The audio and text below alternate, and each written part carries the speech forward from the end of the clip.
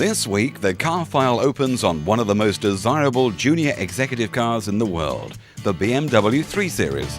Recently revised, it now offers even more sophistication and driver enjoyment while still retaining the look of a future classic.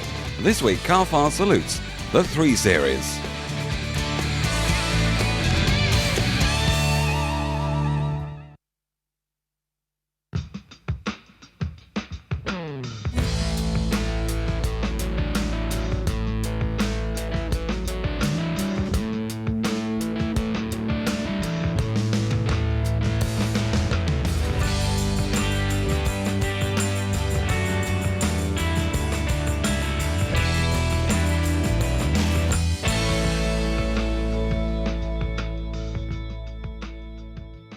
The new BMW 3 Series has its first outing here at the show.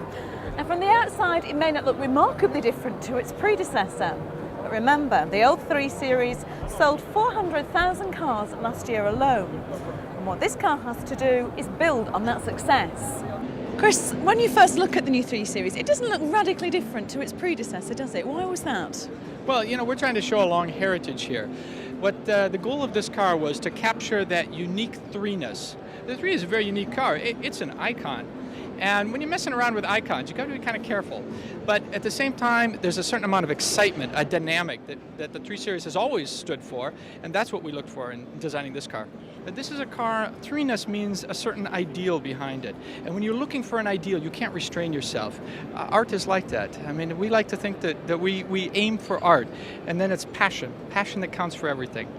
So what kind of ideals do we find then in the new 3 Series? Well, for instance, everything that the old 3 Series was, in its dreams and thinking, we tried to capture in this one. When you put the old 3 Series to bed at night, what does it dream to be? Well, maybe it wants the wheels out a little bit further, and maybe it wants those tires just stretched out a little bit longer, so it looks a little bit sleeker and a little bit more Formula One. So we tried to capture that in this car. And at the same time, the 3 has always been a very refined statement. We tried to bring the quality up to that, give it that same sort of design quality that we find in our 5s and 7s. So do you see each car that you design as having its own individual personality? Do you sort of almost envisage a little cartoon character of it, do you, as you're designing? Well, I wouldn't call it a cartoon character, but personality, certainly. It's when you look for the personality of a person, you look in their face, you look in their eyes. It's the same with the face of the 3 Series. This new 3 embodies more than just a nose on a face, the kidneys. It's the complete personality that we like to think comes across, but not just the front view, all the other views too. I'd bet money on the fact that you're the kind of person who's always given your cars names. Is that true? No, you know, strangely enough, I haven't given them names. Only when they did something really wrong. Then I gave them a name. You've designed some beautiful cars and some also very diverse ones. Which are you proudest of so far in your career? Well, the real way to put that is to say I've always worked with teams which have designed beautiful cars, and I'm most proud of the team I'm working with now.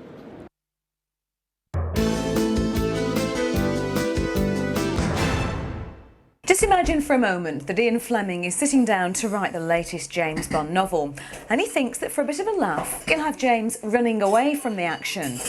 And instead of ordering martinis, shaken not stirred, he'll order one of those.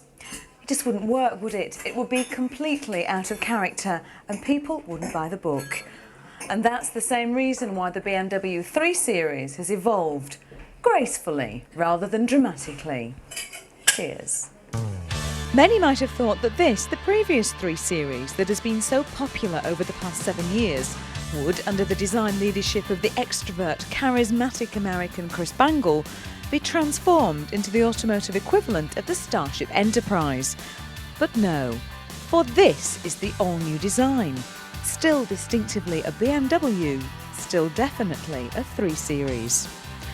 Yes, it can safely be said that the new BMW 3 Series has certainly started a new chapter of its history, but without completely losing the plot.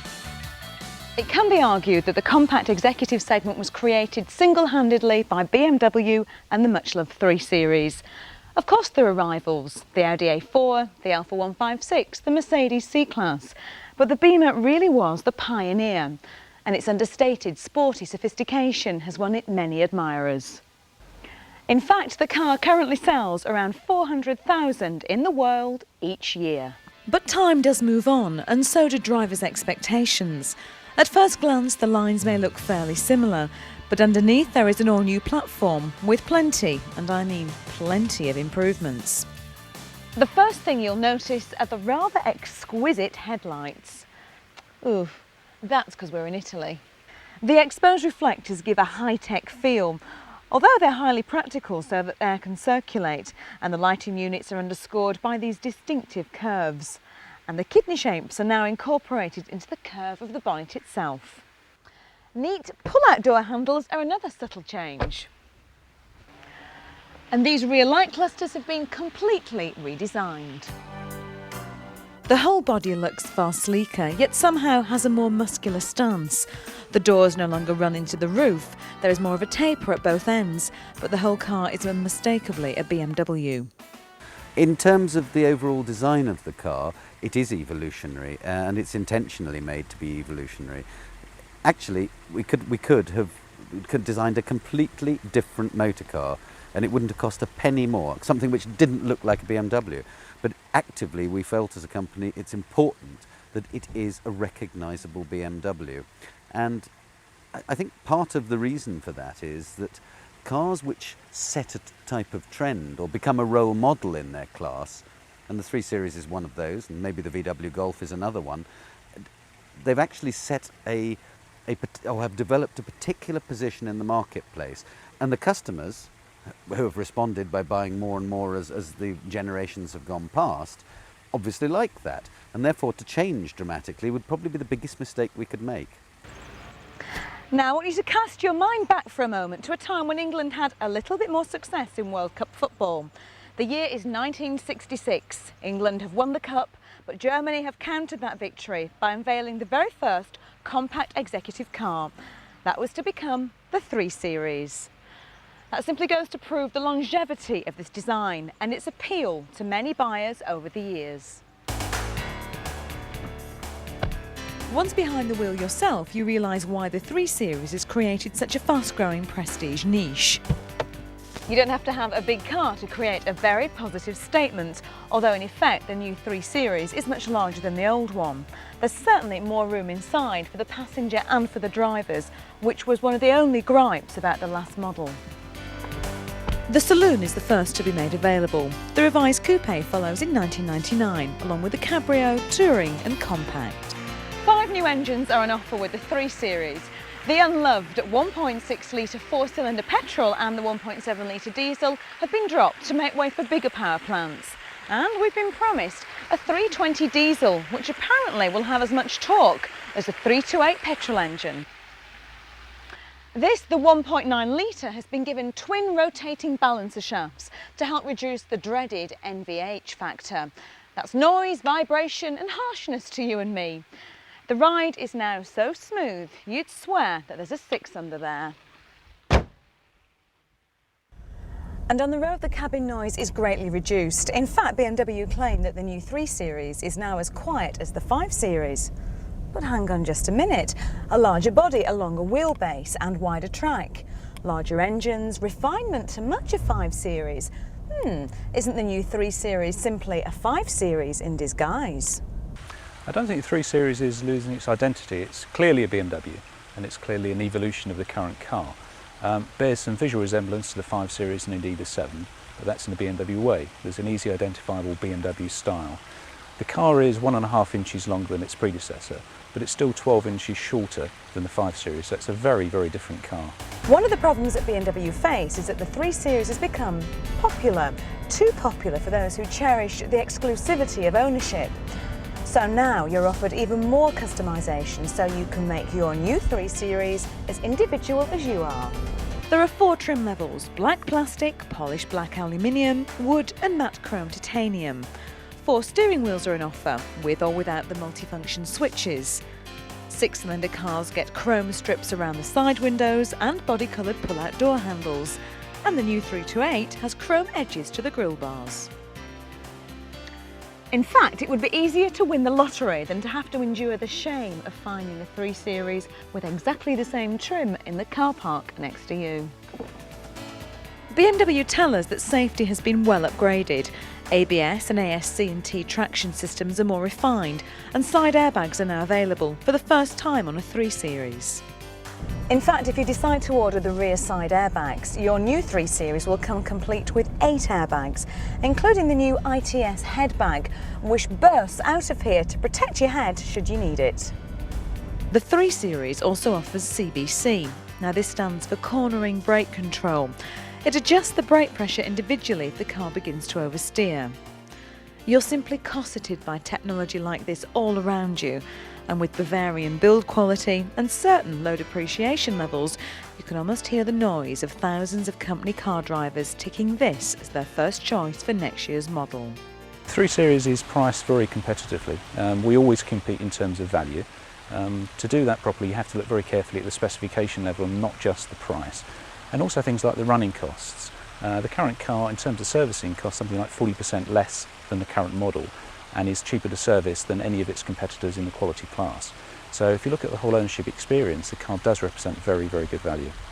So what about the new dash? More German, Teutonic, all black depression? No, the colour is broken up by a dashboard that now comes in 3 colours, and it's been totally redesigned. The new 3 Series dash is wide, wider than even the 5 Series, and it seems to flow into the door panels. Don't be deceived by what you think are similar looks. Nothing has been carried over except the sump plug. I mean, literally, it is an all-new motor car. Even the engines have been changed. They're still related to the engines which were in before, but they've been refined to provide better torque, better fuel consumption, better emissions. As you saw, the interior is entirely new. Every single panel of the body is different. And I think if you actually drove up and looked at the old or the outgoing model against the new one, you'd see it quite suddenly. Another point I'd make is that BMW design is always quite subtle, and therefore when you first see something, sometimes it's quite difficult to see what exactly are the differences. But the subtlety is something which, over a period of time, you begin to appreciate. Well, after driving the new 3 Series, we reckon BMW are on to another winner. They've carefully improved every aspect of this car, bringing it nearer to that automotive nirvana of motoring perfection. My only other worry is that the gap between the 3 and the 5 Series is getting smaller. With so many BMW owners going for a debadged option, it's soon going to be very difficult indeed to decide exactly which BMW has overtaken you on the motorway. After the break on Car File, Richard Hammond tries to find fault with the BMW 3 Series, while top designer Chris Bangle explains his philosophy of creating future classics.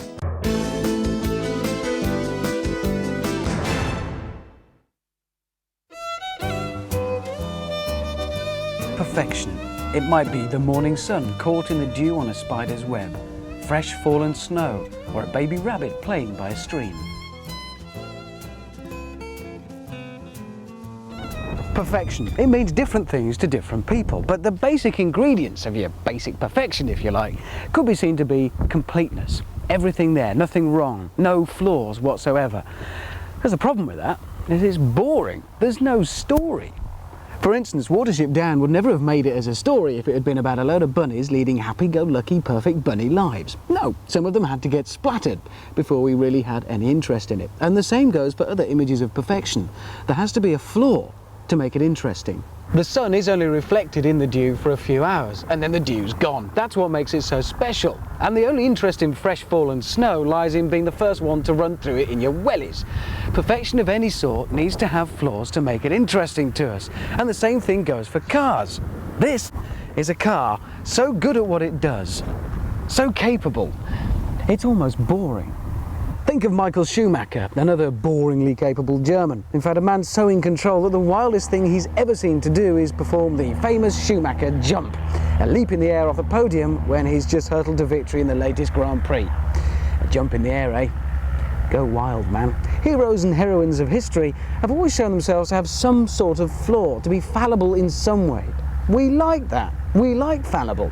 So, what to say about this?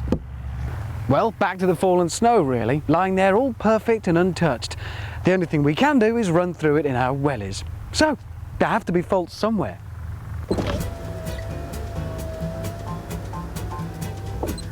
4.6 seconds. That's very fast.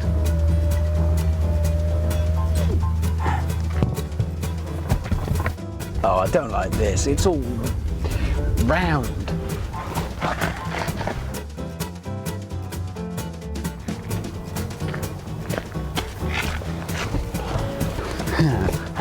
It'll be here somewhere.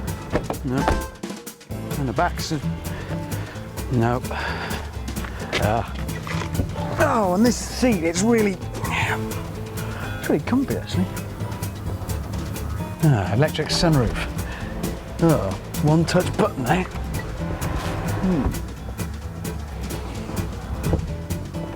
And this steering wheel, it's so... Well, it's leather. Yeah, I bet there's no legroom in the back. There's loads of legroom in the back. Ah, got it. BMW say that every nut and bolt for this new 3 Series is new, apart that is from the sump plug. Well, that's just shoddy, shabby and sloppy, using outdated technology. I mean, who wants the same sump plug as the last model? It's not right, is it? In fact, it's near impossible to find anything overtly and outstandingly negative or wrong with this car at all. It's neither over nor underpowered. Neither does it show any signs of being particularly prone to drinking heavily. Even this, which is the thirstiest of all, the 2.8 litre straight 6 engine version, returns a very respectable 31 mpg. The pricing is tediously sensible as well. It's not cheap, but then neither is it expensive. You get what you pay for. Quality.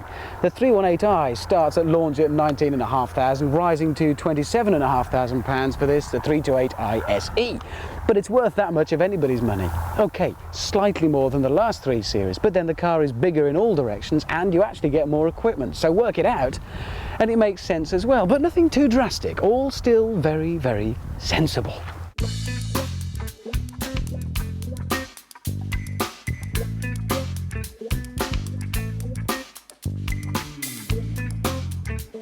It's no surprise that it's a great drive. The body shell has been stiffened for this new version, which does improve the handling, but to be honest, it was fantastic anyway on the old 3 Series.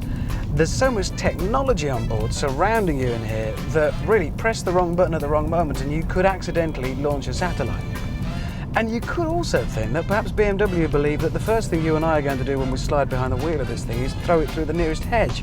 So much of the technology on board here is devoted to keeping everything pointing in the right direction.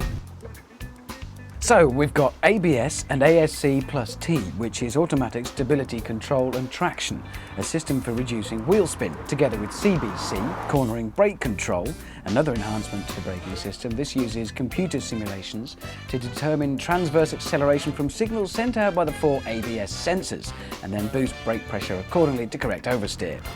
Basically that means if you hit the brakes mid-corner, the system should help keep everything pointing the way you intended. So if your ABS, ASC and CBC drop you in the you-know-what, there's always your DSC to fall back on, Dynamic Stability Control. It can actually reduce the power from the engine and apply the brakes to individual wheels to restore stability if it detects that things are going a tad wonky. Oh, and then there's TPC, Tyre Pressure Control. So if the car suffers a loss of tyre pressure, there's a little light to let us know. So ABS, ASC plus T, CBC, DSC and TPC. And the side airbags are ITS, the immobiliser is the EWS, there's an AIC control rain sensor on the wipers, and noise from the 1.9 engine is reduced by 10 dB. Oh, and the bulbs have all been replaced by LED. Actually, the various traction control and technical gizmos do work incredibly well, as is demonstrated the first time you get a bit smart and switch it off. And really only then do you realise just how much the system was doing to make you look good.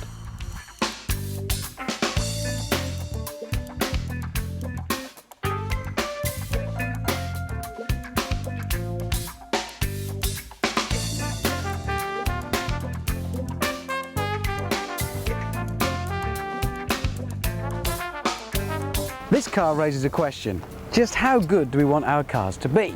And in my opinion, I reckon about this good, really. It is so competent, so good at what it does, that when you get out of it, you don't really want to run into the pub and talk to your mates about some outstanding feature. It simply does its job, gets on with it quietly, and does it extremely well. So well, in fact, that you really could forget all about it and leave it to it, really. Oh, hang on a second, I knew there was something.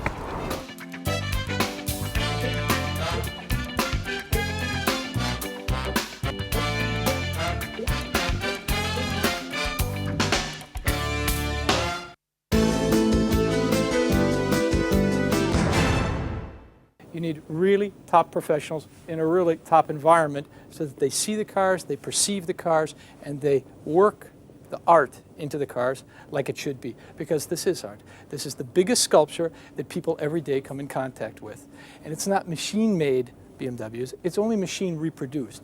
It's made from hand by craftsmen and designers like this. Come on with me for a second. We're going to go into the CAS studio, and this is new from us, our brand new computer-aided styling studio, in which we've used the most advanced technologies and we have the world's largest projection system, and the most advanced computers to bring out the best of our, well, what we think are the best trained modelers in the world. It's not that we have to use different types of philosophy to bring out this, we just need different tools. And these tools are the computers that are around us here with the same sort of attention to quality and surface detail from the modelers that we have even on the clay models. It's the same people, different type of tools. And that gives us an environment and a methodology to see and perceive that quality upstream, far upstream in the process, in ways we never had before. Even if, can I have my glasses, please? Thank you. Welcome. Well, even if it means we got to use some kind of advanced visionary techniques to really see it. Three-dimensional, virtual, that's one way to perceive a car, but maybe a BMW at best is perceived where the customer sees it, and that's in an outside environment. Well, now we are outside. This is real 3D, and you don't need glasses like this to see it. But taking a car outside and looking at the models during the development, that's something we've done with the E46 like we never did before. Hell, we took this sucker to France in the middle of the winter just so we wouldn't freeze the models and could still see them outside. And that kind of dedication to understanding the surfaces, understanding is everything working from the visual distances that in a real world a customer sees it at. When we talk about design quality from BMW, that's what we mean, that kind of dedication.